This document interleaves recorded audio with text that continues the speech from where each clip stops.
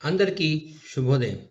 రాజు హోమియోటాక్స్ Telugu YouTube channel ద్వారా మీకోసం 4 విషయాలు. మిత్రులారా, జీవితంలో గుర్తుంచుకోవాల్సిన కొన్ని విషయాలు.